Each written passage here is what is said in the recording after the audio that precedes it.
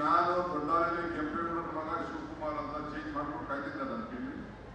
DK Shivakumar ಅಂದ್ರೆ DK Suresh ಅಂತ change ಮಾಡ್ಕೊಂಡು ಕಾಯ್ತದ. ಹಂಗೆ ನಮ್ಮ ಹೆಸರನ್ನ ಚೇಂಜ್ ಮಾಡ್ಬಿಟ್ಟು ಕುಮಾರಸ್ವಾಮಿ ಅವ್ರ ಪಾಪ ಅವ್ರಿಗೇನು ಗೊತ್ತು, ಅವ್ರದ್ದು ಹೆಸರನ್ನ HD ಕುಮಾರಸ್ವಾಮಿ, ಅವರು ಅರ್ಧಳ್ಳಿ ದೇವೇಗೌಡರ ಮಗ ಕುಮಾರಸ್ವಾಮಿ ಅಂತ ಅವ್ರನ್ನ ಚೇಂಜ್ ಮಾಡ್ಕೊಳ್ತಾ ಇದ್ದ. ಈಗ ಮಡಿಕೊಂಡ್ಬಿಡಲ್ಲ, ರಾಮನಗರ ಕುಮಾರಸ್ವಾಮಿ ಅಂತ ಮಡಿಕೋಬೇಕು. ಪಾಪ ಅವ್ರು ಮಡಿಕೊಳ್ಳಿಲ್ಲ, ಅವ್ರು ಬಹಳ ವಿರೋಧ ಮಾಡೋದು.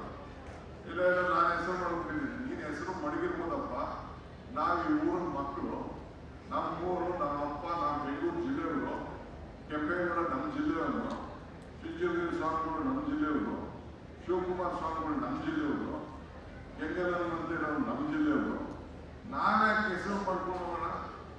ಈ ರಾಜಕಾರಣ ಮಾಡ್ಬೇಕಾದ್ರೆ ಅಲ್ಲಿಂದ ಇಲ್ಲಿ ಬಂದು ನೀವು ನಿಮ್ಮ ತಂದೆ ರಾಜಕಾರಣ ಮಾಡ್ತಾ ಇದ್ದೀರಿ.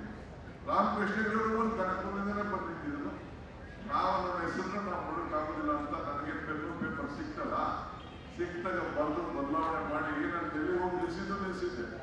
ಆಗೋದೇನೋ ಚೇಂಜ್ ಮಾಡೋಕ್ಕಾಗೋದಿಲ್ಲ. ಆಯ್ತು ನಾನು ಏನು ಮಾಡ್ತೀನೋ ಬಿಡ್ತೀನೋ ನೋಡು ಅಂತ ಈಗ ಹೊಸಗೆ ಮರುನಾಮಕರಣ ಮಾಡಿ ನಿಮ್ಮೆಲ್ಲ ಆಸ್ತಿಗಳಲ್ಲೂ ಕೂಡ ಮುಂದಕ್ಕೆ ಬೆಂಗಳೂರು ದಕ್ಷಿಣ ಜಿಲ್ಲೆಯ ಮುಂದಕ್ಕೆ ನಿಮ್ಮ ಹೆಸರುಗಳನ್ನು ಎಷ್ಟೆಂದು ಈಗ ಸಿಂಧಿಯಾರ್ ಅವರು 6 ಸತಿ MLA ಆಗಿದ್ರು. ನಾನು ಅವ್ರ ಬಗ್ಗೆ ತಕರಾರು ಮಾಡಕ್ಕೆ ಹೋಗುದಿಲ್ಲ. ನಾನು ಕನಕಪುರ ಹೋಗಿ ಒಂದ್ಸತಿ ನಾವು ಯಾರ ಇಂಜಿನಿಯರ್ಗಳನ್ನ ಕರೆಸ್ತೆ, ನಮ್ಮ ಕನಕಪುರದಲ್ಲಿ ಒಂದು ಫ್ಯಾಕ್ಟ್ರಿ ಮಾಡ್ರಿ ಅಂತ. ಅವನು ಪ್ಯಾಟೆ ಬೀದಿ ಒಳಗಡೆ ಬಂದು ಬಸಪ್ಪ ಚೌಟ್ರಿ ಗಂಟೆ ಈಚೆಪುರ ಸುತ್ತಿ 3 ಗಂಟೆ ಆಯ್ತಂತೆ.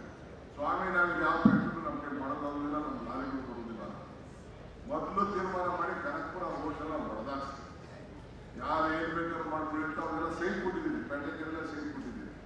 ನಿನ್ನೆ ಜನ ಕ್ಯಾಬಿನೆಟ್ ಅವ್ರಿಗೆಲ್ಲ ಬಿಲ್ಡಿಂಗ್ ಕಟ್ಟಕ್ಕೆ ಪರ್ಮಿಷನ್ ಮಾಡಿಸಿದ್ದೀನಿ. ನಿನ್ನೆ 3 ದಿನದಲ್ಲಿ ಮಾಡಿಸಿದ್ದೀನಿ, ಎಲ್ಲ ಸೈಟು ಲಿಸ್ಟು ಮಾಡಿಸಿದ್ದೀನಿ. ನಿಮ್ಮೂರು ಓಡಿಸ್ದೆ ನಾನು ಹೇಳಿದ ಸುರಿ ಹೊಡಿನಲ್ಲ, ನಮ್ಮ ಜಮೀನಲ್ಲೇ ತಗೊಂಡು ಹೋಗ್ಬೋದು ರೋಡ್ನ ಅಂತ. ಸೊ ಹಾಗೆ ನಿಮ್ಮೆಲ್ಲ ನಿಮಗೂ ಕೂಡ ಹೊರಗಡೆ ದುಡ್ಡು 1,000 ರೂಪಾಯಿ ಕೊಟ್ಟಿರ್ಬೇಕು.